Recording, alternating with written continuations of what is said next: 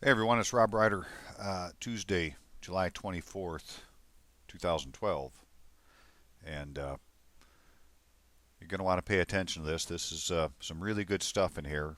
And I'm going to show you where the smoking gun is. And you're going to find it in the Uniform Residential Mortgage Satisfaction Act. So you can download this. If you just Google that name, it comes up very easily. 59-page PDF. We're not going to read this. I'm just going to pull my notes out and we're going to look at these. And this is okay, so it's only about 5 pages of stuff, but well, what did we get up to? Yeah, 5 pages, 9 pages, somewhere in there. Lots of stuff. Halfway through, really start paying attention. So this is what's going on. This is talking about satisfying how you satisfy your mortgage. And it's an act that's enacted, and it's in every state. They may not call it that, but it's been enacted by all the states. Um, Complete payment of a mortgage loan typically extinguishes or satisfies the lien of the mortgage. All right, so when you pay off the mortgage loan, you satisfy the lien. If the lender does not place evidence of that satisfaction on the public land records, however, continued presence of the mortgage on the records creates a practical problem for the owner of the land described in the mortgage. Okay? So if the mortgage has been satisfied, but the satisfaction is not put in the public land records, now it didn't say the register of deeds, it said specifically the public land records, that it will continue to show a presence of the mortgage as not being satisfied on the records. And this goes back to the dude called the Office of the Recorder. Whatever is in his records is the highest form of evidence. And so if it doesn't show that the mortgage is satisfied, it doesn't matter that it was. The record doesn't reflect it. So it's very important to get the public land record to reflect that the mortgage has been satisfied. Today, the development of the secondary market for residential mortgages and the corresponding changes in the lending, title insurance, closing service industries has complicated the payoff, discharge, and release of mortgage instruments. Oh, okay. So modern life has made it complicated to try to pay something off and discharge it. I think we all agree with that.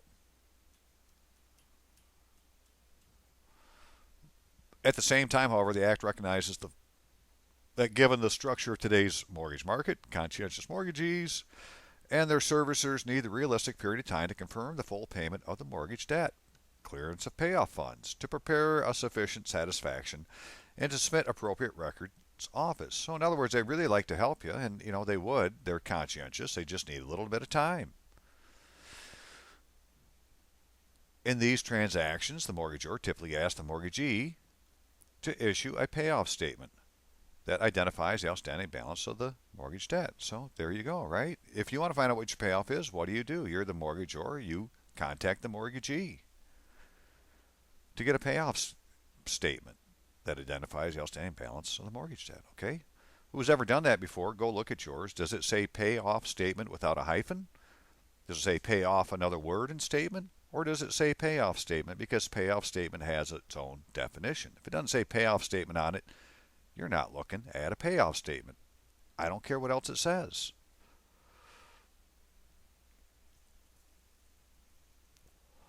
And as we're going to find out, we've been asking the wrong mortgagee. More on that later. So mortgagors typically do not have difficulty obtaining a prompt payoff statement from a conscientious mortgage lender or its servicer.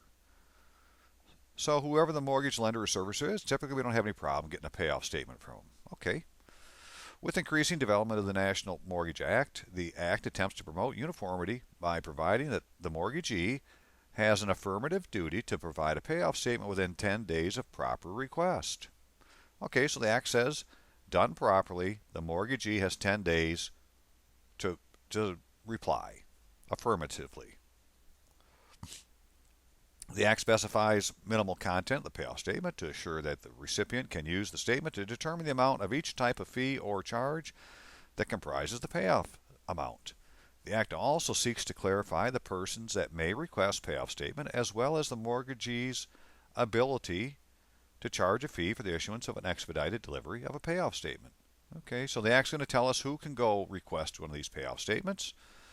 um, it's going to define how you do this.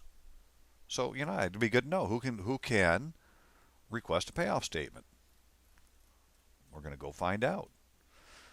An increasing number of states have enacted statutes authorizing non-judicial or self-help satisfaction procedure. So not only do we have non-judicial foreclosure procedures, we have non-judicial satisfaction procedures. Why aren't we using these?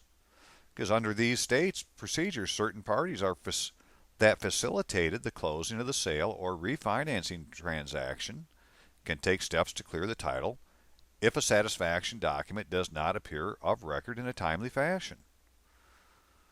So this is saying that the people that helped you close on your property can help you get the satisfaction document if the record doesn't reflect that it's been entered. So we need to go look at the record to see, in the land office, to see if the mortgage has been satisfied. Typically, these statutes authorize designated agent to execute and record an affidavit of satisfaction. Okay, so they're the ones that can, whoever these designated agents are that help facilitate the closing and sale of your property, they can execute and record an affidavit of satisfaction. Now, that's an affidavit under penalty of perjury. They're going to say that it's been satisfied. But first, they have to give the mortgagee notice, an opportunity to record the satisfaction themselves, basically, or object that the obligation remains unsatisfied. So either they can record it or send back and say that, there's a problem. This affidavit typically recites that the mortgagee has received payment of the balance of secured obligation as specified in the payoff statement. Upon recording such an affidavit constitutes the statutory equivalent of satisfaction of mortgage. At the end of the day, the people that help you close on your property are the designated agent to execute and record an affidavit of satisfaction. Okay, the Act adopts a self-help satisfaction procedure, but structures that procedure in a fashion designated to make the procedure more functional, especially in cases involving defunct mortgage lender. Yeah, there's a big problem. Your lender's no longer in business. Well, under the Act, a satisfaction agent, now that satisfaction agent, you see they use somebody else up here, what they say, a designated agent. Okay, so now we're calling a satisfaction agent, may prepare and record an affidavit of satisfaction. So the satisfaction agent may prepare and record an affidavit of satisfaction, but only after first giving notification to the mortgagee and giving the mortgagee 30 days to record a satisfaction as authorized. Okay, so that's 30 days for an affidavit of satisfaction. And what this one up here say? Well, okay, this one didn't specify the time. This one does. So they have 30 days. So you get a hold of the satisfaction agent and tell them, to see if one's been put in, and if not, to get one put in, and they have 30 days to get it done. In that 30 days, they're going to contact the mortgagee and have them record it or complain about it. In the event the mortgagee raises a timely objection, the self-help procedure is unavailable. So if they come back with a timely thing, then there's no self-help. If the mortgagee fails to raise a timely objection, the satisfaction agent may record an affidavit of satisfaction, which affidavit constitutes a satisfaction of the mortgage, unless the satisfaction agent receives notification that the mortgage has been assigned and identifying the name and address of the assignee. Okay, so if the mortgagee comes back with an objection, then self-help's not available. However, if the mortgagee fails to raise a timely objection, then the satisfaction agent can record an affidavit of satisfaction, unless they get from the mortgagee that has been assigned, and it will tell them who it was assigned to and so forth. So if it's been assigned to somebody, in that event, the self-help procedure is unavailable until the satisfaction agent has provided the necessary notification and grace period to the identified assignee. Okay, so if it's been assigned, then we have to wait a little bit longer until they contact the assignee. But that's what they're going to do next. In the event that the satisfaction agent wrongly records an affidavit of satisfaction, The satisfaction agent is liable to the mortgagee for the actual damage caused by the recording of the affidavit. For this reason, the Act limits the class of satisfaction agents to two licensed attorneys and title insurers. They're the satisfaction agents, against who an injured mortgagee would have reasonable prospect of recovery in the event of an affidavit a satisfaction was improper. So if it was put in improperly, it can only be done by a licensed attorney and title insurers. The Act also authorizes the appropriate state agency to establish registration and bonding requirements for those who serve as satisfaction agents. Okay, so somebody at the state knows who these people are, and so they're registered. That's the only way. So I think when it says a licensed attorney, right, they need to be licensed to be a satisfaction agent, and so there's some state agency that does that for them. But I think we all pretty much have a title insurance company on our documents already that's involved in it. And so that's who's going to be the satisfaction agent. The title insurance company is a satisfaction agent. You don't go to the bank for a payoff statement, to the what you think is the bank. You go to the title company for a payoff statement. And start paying attention, because this is the payoff statement that you're looking for, or the satisfaction. So this is in the definitions that are in this Act. Landowner. So under the title theory of mortgages, the mortgagee holds legal title of to the mortgage premise. So title theory is under law, common law, of mortgages. A mortgagee holds legal title to the mortgage premise. In law, the mortgagee holds legal title. By contrast, under the lien theory of mortgages followed by the majority of American jurisdictions, in other words, in civil law, which is the lien theory, which is, what you find in most of your courts. Very few you're going to find that use just the law, but we're going to find them.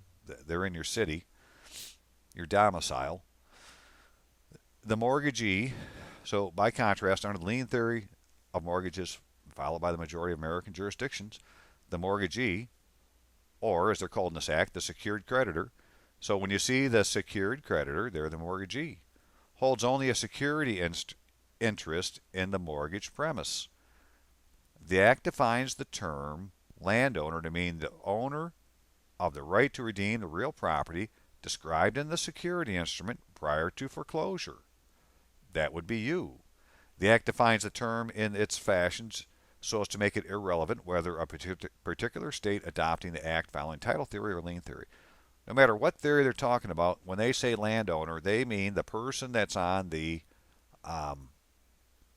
security instrument, which we know that's what the deed of trust is that we have in the mortgage. Those are security instruments. They're the first lien security instrument. And you have the right to redeem the real property on it prior to foreclosure. The Act uses the term landowner to mean the person who holds the right to redeem possessory interest in the real property prior to foreclosure. Okay, so on one you had the first one up there, you had the right to redeem the real property, and now you have the right to redeem the possessory interest in the real property prior to foreclosure. So now it's the interest. A person that holds only a lien upon property is not a landowner within the meaning of this Act, even if that person may have a right to redeem its lien interest prior to foreclosure. So whoever has the first lien that they're talking about, they're not the landowner. You are. And it's important because of this right here. Identifying the landowner may vary in this Act depending on context. For example, suppose the bank holds a mortgage on Blackacre, a parcel of real property owned by Hines. Okay, Hines Ellen being the grantor.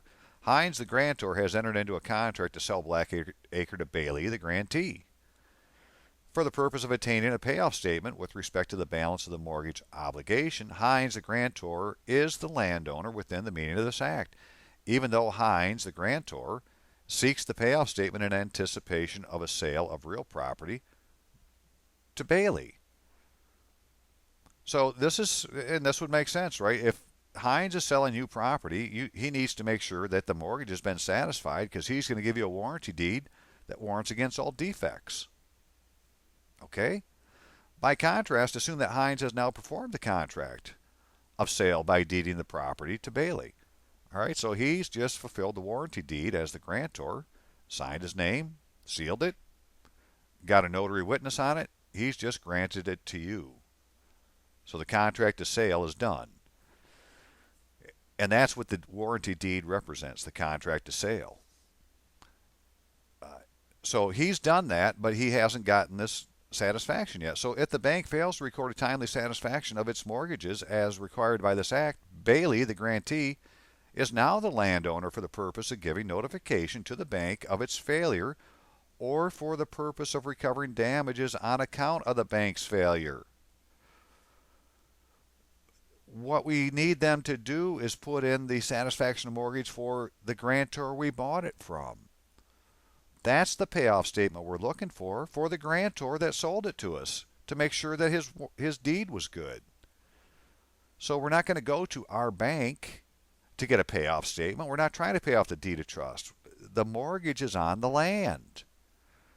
The deed of trust and mortgage they talk about that we have with the bank, that is a security instrument. It's not the lien. It's not the mortgage. The mortgage is on the land. The land records need to reflect the mortgage has been satisfied. And I think this goes all the way back to 1933 when they grabbed up all the land titles and they put a mortgage on them, and a mortgage can only last 7 years or something like that. Well, after that, the mortgage was satisfied. But nobody's ever had the frickin' land record updated to show the original mortgage was ever satisfied. And this thing has just trickled down through owner and owner and owner. And as long as the record in the office of the recorder shows that the mortgage is unsatisfied, then there's a lien against the property. And all that's missing is the satisfaction of mortgage. And we get that by going to the title company because they're the ones who can get it from the bank. Whoever the bank is. The bank we're talking about isn't the bank you have your loan with. That's a whole separate contract. It has nothing to do with the land. There's a land bank someplace. And I think it's the title company. And why else would they call themselves a title company? They got all the frickin' titles. They're still holding them. And we're about to go get them back. All right, so once Hines has given it to you, you need to contact the bank and say, hey, where the hell is Hines' satisfaction of mortgage? I'm supposed to get this free and clear of all encumbrances. Where's the satisfaction of mortgage? And they have X number of days to, as we described earlier, 30 days to put it in. But it's not us. All we're going to do is notify the satisfaction agent.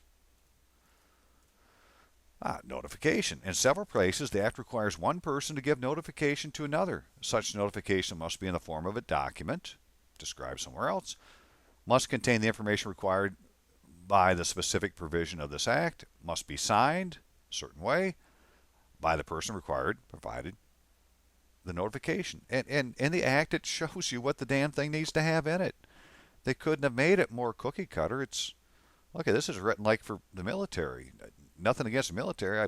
10 years I was in the Army, but they say they write everything for people with a 7th grade education.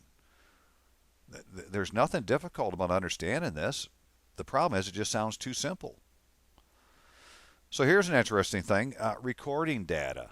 The definition is similar to that used in Section 102.15 of the Uniform Non-Judicial Foreclosure Act. Well, there's the act they use against you.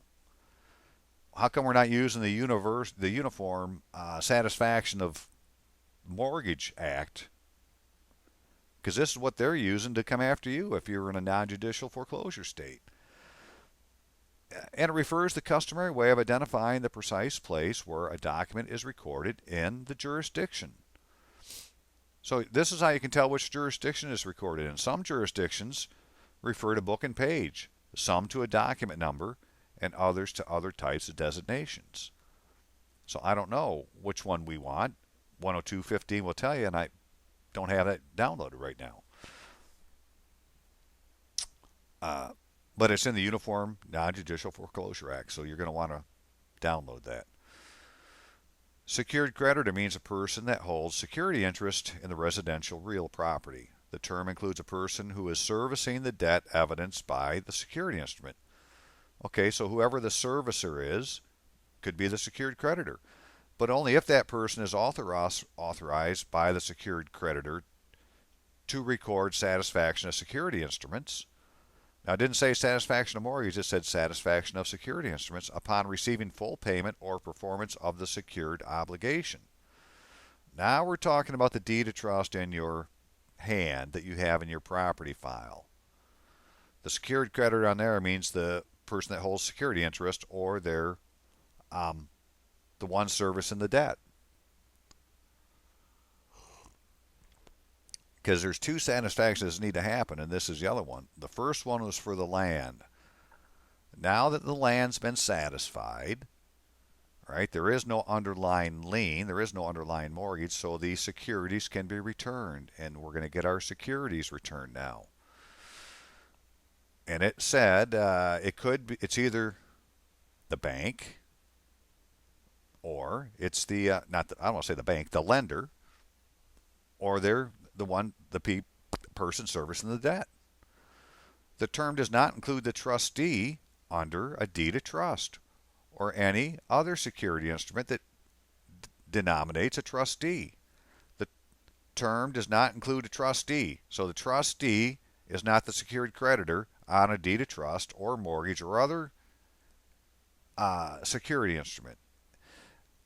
In many deed of trust states, the beneficiary signs and records satisfaction of deed of trust following full payment of the underlying obligation, and the trustee's signature is unnecessary. So if you were one of the few who's ever actually paid off a mortgage all the way to the end, well then that beneficiary of the deed of trust, who is the secured creditor, who's the lender, would sign and record a satisfaction of deed of trust, full payment of the underlying obligation. And so I have satisfaction of mortgages, security instrument mortgages in my hand, because whenever you refinance, bank number 2 is going to make sure bank number 1